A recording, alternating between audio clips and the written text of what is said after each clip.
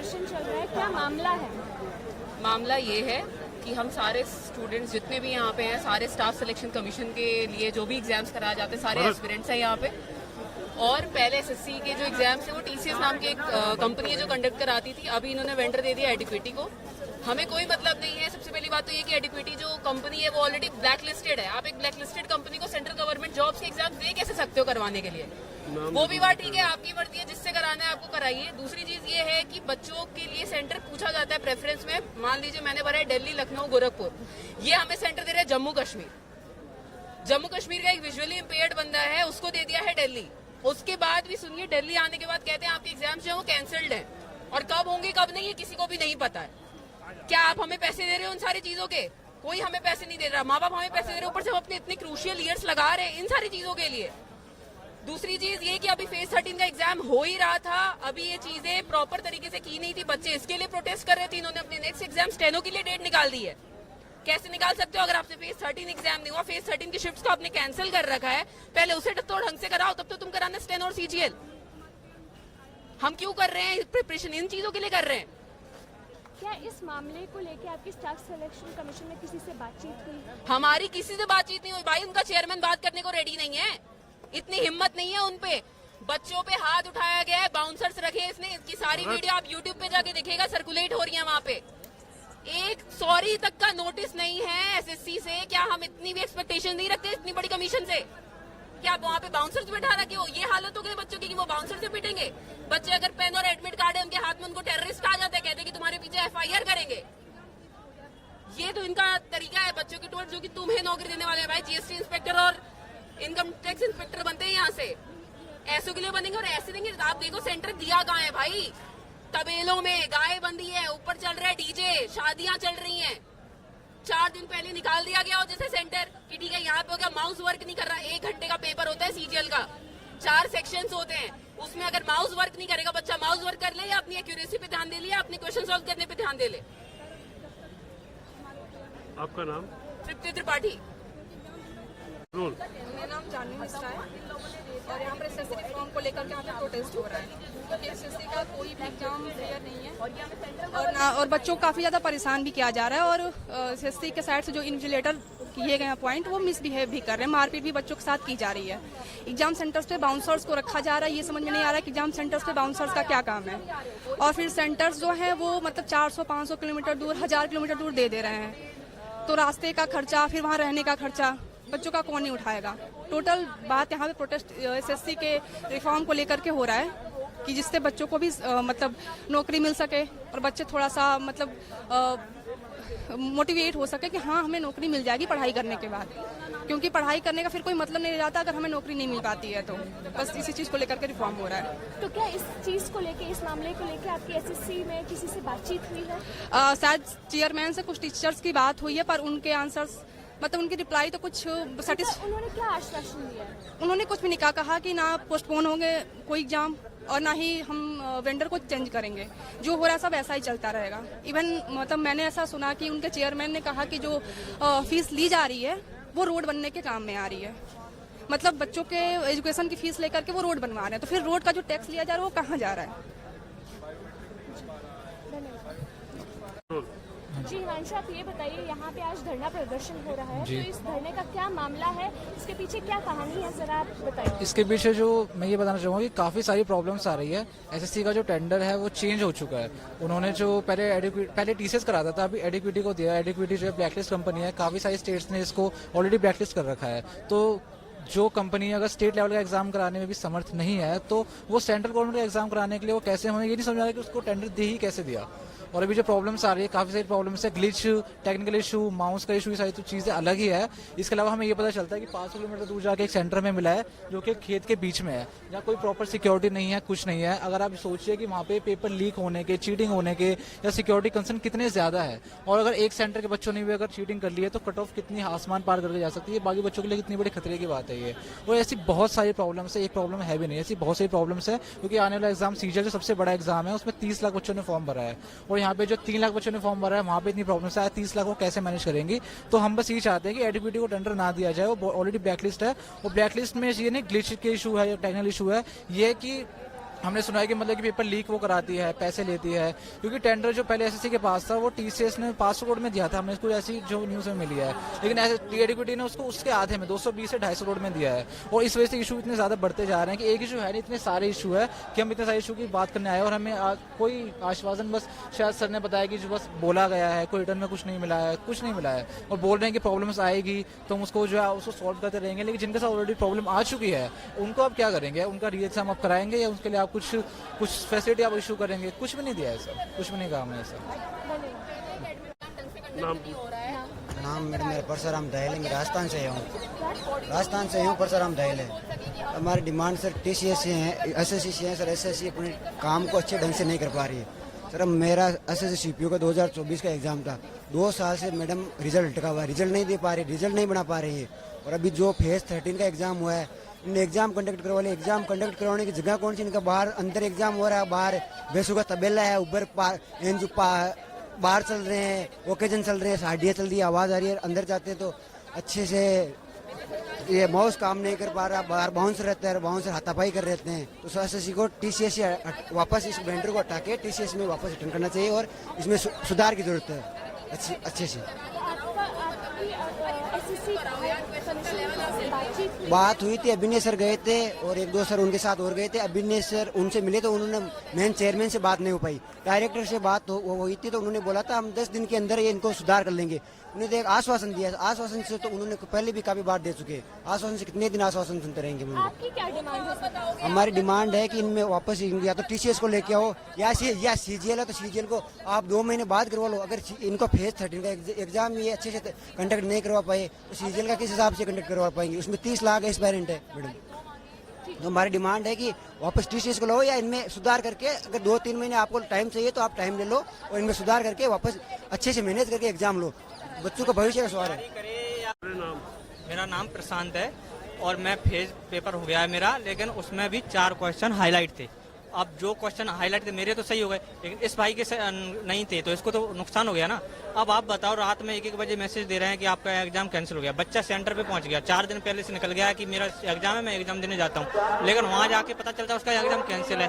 अब एग्जाम की तैयारी करूं या फिर मैं यहाँ प्रोटेस्ट करने आऊँ? आप बताओ। ये सोच रहा, पुलिस बोल रही लाठी चलाएंगे। भाई कब तक चलाओगे लाठी? चला लो लाठी, आज तोड़ दो, लेकिन कल फिर आएंगे। जब तक जिंदा रहेंगे जब तक आएंगे। यहाँ पे 3-3, 4-4 साल से बच्चा तैयारी कर रहा है, क्या करे बच्चा? मर जाए क्या? नहीं देना भाई, बोल दो हम पकौड़े तल लेंगे कि पकौड़े ही तलना है हमें। बताओ, आप बताओ। कोई यहाँ ना नेता है ना कोई वो है, कोई सुनने को नहीं है। कोई बड़ा मिनिस्टर थोड़ी है, कोई डीओपीडी मिनिस्टर है, कोई बड़े मिनिस्टर से मिलने की बात थोड़ी हो रही है। अगर करवा भी देंगे तो क्या होगा? 2 महीने और ले लो, लेट करवा लो, ये पैसा ले लो और ज्यादा अगर आपसे नहीं हो रहा है तो जैसे आप पैसे और ले लो, जैसे सेंटर है तो अच्छी जगह तो दो कम से कम। यही हमारी डिमांड है कि रिफॉर्म होना चाहिए। Thank you. सर, छात्रों का यहाँ पे आज धरना प्रदर्शन है, ये पूरा मामला क्या है? ये पूरा मामला खराब एग्जाम सिस्टम के खिलाफ है, जो पूरी तरीके से करप्ट हो चुका है। सरकार, आयोग और एजेंसियां मिलकर सिर्फ बच्चों को पैसा वसूलने का जरिया बना लिया है। उसी के खिलाफ ये लड़ाई है कि जो भी भर्तियां निकाल रहे हो, एक तो वैसे ही कम निकाल रहे हो और जो निकाल रहे हो उनको ठीक समय पे निकालो। इसी बात की लड़ाई है।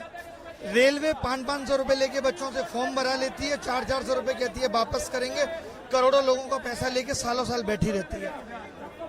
एसएससी जैसे कमीशन 100 में 16 सवाल पूछ के बच्चों से 1600 रुपए वसूलते हैं कि बताओ कौन सा सवाल गलत है। और आज जो एजेंसी पेपर करा रही है वो बच्चों से बैग रखने का 100 रुपए वसूल रही है। तो आपने आज के युवा को समझ क्या रखा?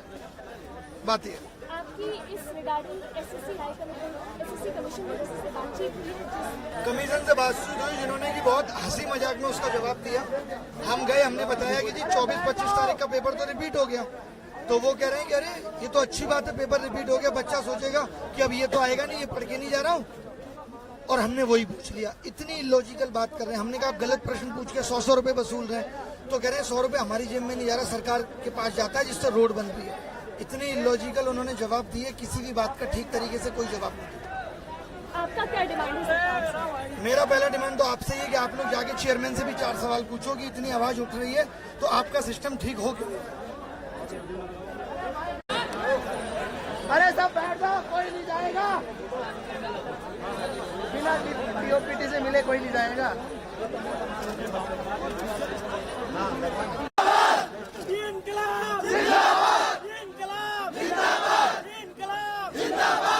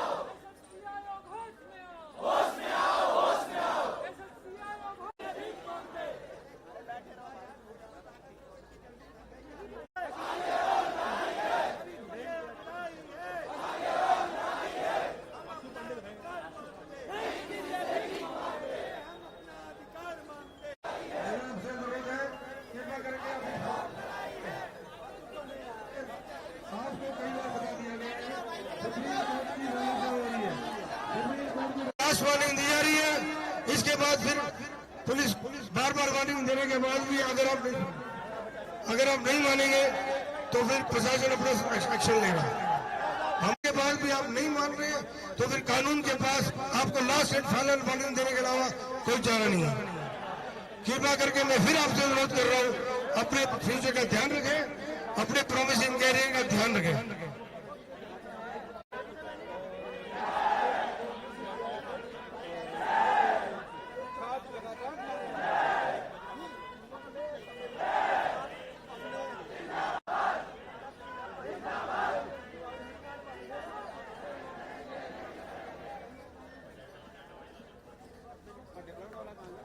आ सकते हैं, परसों दोबारा आ सकते हैं, लेकिन अभी प्लीज प्रांगण को खाली कर दे। यहाँ पर इस प्रोटेस्ट साइट को, इस प्रोटेस्ट साइट पर माननीय सुप्रीम कोर्ट के आदेश से 5 बजे तक ही अलाउ है। कानून को अपने हाथ में ना ले, और जो लोग आगे लीड कर रहे हैं इस प्रोटेस्ट को, मेरा उनसे भी अनुरोध है, मासूम बच्चों के भविष्य के साथ खिलवाड़ न करें। दिया गया है उस समय सीमा का सम्मान करें। आप कल सुबह आप आ जाए, ऑफिस में परमिशन ले, दोबारा करें, कोई आपको नहीं रोकेगा, प्रशासन आपके साथ कोऑपरेट ही करेगा। लेकिन अभी के लिए कृपया करके लगातार यहाँ पे छात्रों का धरना प्रदर्शन चल रहा है, मामला क्या है, थोड़ा विस्तार। देखिए, मामला ये है, यहाँ पे टीचर बच्चे दोनों लोग आए हुए हैं। बार बार एसएससी के एग्जाम पर सवाल खड़े होते हैं। उन कंपनियों को ठेका दिया जाता है जिन कंपनियों ने एग्जाम कराने की जिम्मेदारी ली थी, उन पर ऑलरेडी कई स्टेटों में बैन कर दिया जाता है। तो ऐसी कंपनियों को दूर रखा जाए, और ये एसएससी पूरा एक धांधली का स्कैम बन चुका है। तुरंत बच्चों को न्याय देना चाहे। बच्चों की आवाज सुनने की बजाय पुलिस बच्चों को डराने का काम कर रही है। अभी शिक्षा मंत्री को यहाँ के बच्चों से बातचीत करनी चाहिए, उनका दर्द बांटना चाहिए, ना कि पुलिस की लाठियां डराकर बच्चों के प्रोटेस्ट को शांतिपूर्वक तरीके से बच्चे प्रोटेस्ट कर रहे हैं, गांधीवादी तरीके से बच्चे प्रोटेस्ट कर रहे हैं। इन बच्चों की जो मांगे हैं पूरी अनिवार्य इन बच्चों के साथ है, और इमीडिएटली बच्चों की डिमांड सुननी चाहिए सरकार को, और तुरंत कार्रवाई करनी चाहिए। ऐसे बार बार क्यों देखने को मिलता है? देश भर में पेपर लीक जैसी घटनाएं सामने आए और तमाम मुद्दे सामने आए, सरकार अपना मुंह चुप कर लेती है। तो कहीं ना कहीं सरकार धांधली में शामिल है। तुरंत बच्चों को न्याय दें, वरना इस आंदोलन को हम बहुत आगे तक लेके जाएंगे और संसद तक इनकी बात को लेकर जाने का काम करेंगे। सुबह 9 बजे से हम सभी फैकल्टी। आपका नाम? अभिषेक शुक्ला, और मैं कैरियरवेल से एक फैकल्टी हूं, और हम सभी पूरी टीम जो है विजय शर्मा सर के नेतृत्व में हमने ये स्टार्ट किया है। मेन हमारी जो समस्याएं हैं वो एसएससी ही नहीं सिर्फ है। अभी यहाँ पे सभी बच्चों जितने यहाँ पे हैं सभी सिर्फ एसएससी के नहीं है, यहाँ पूरे एजुकेशन सिस्टम की है। कारण इसके पीछे यह है कि बच्चों को ऐसे जगह एग्जाम सेंटर भेजा जा रहा है जहां पर भैंस के तबेले हैं। 600 700 किलोमीटर बच्चों को भेजा जा रहा है सेंटर के लिए, और उसमें कितनी लड़कियां हैं जिसमें 6 बजे सेंटर खत्म होता है, वहां पे बच्चों को लैब से निकल जाना चाहिए। रात के 10 बजे इतने आउट एरिया में जहां पे कोई ट्रांसपोर्टेशन की सुविधा नहीं है, वहां पर बच्चों को निकाला जा रहा है। आप खुद समझिए, क्या हमारे देश के अंदर इतने रेप केसेस हो रहे हैं, क्या सरकार इस बात की जिम्मेदारी लेगी कि 10 बजे बाद जो बच्ची घर जा रही है क्या वो सुरक्षित घर पहुंच पाएगी? और उसके बाद भी अभी अभिनय शर्मा सर की और हमारे सभी कुछ फैकल्टीज के साथ मीटिंग हुई है चेयरमैन के साथ। चेयरमैन को इस बात को पता ही नहीं है, और ये कोई पहला आंदोलन 2018 में हुआ, 23 में हुआ, 24 में हुआ, हमें किसी भी और चेयरमैन को ये पता है कि ऑलरेडी एडुकेटी जो है ऑलरेडी ब्लैक लिस्टेड कंपनी है, चाहे वो एमपी पटवारी के उसने एग्जाम करे, राजस्थान के एग्जाम करे। क्या इतने बड़े पोस्ट जो कि यूपीएससी के बाद अगर कोई आयोग आता है तो एसएससी का आता है, तो क्या एसएससी जैसे आयोग का एग्जाम जो है किसी एक ब्लैक लिस्टेड कंपनी के हाथ में दे देना क्या बच्चों के भविष्य के साथ खिलवाड़ करने के बराबर नहीं है? बच्चे मेहनत कर रहे हैं, टीचर मेहनत कर रहे हैं, लेकिन उसके बाद आपसे बस एक अच्छा एग्जाम तक नहीं कराया जा रहा है। बच्चों के माउस खराब हो जा रहे हैं, बच्चों के साथ मारपीट करी जा रही है, बच्चों के एग्जाम सेंटर इतने दूर भेज दिए जा रहे हैं।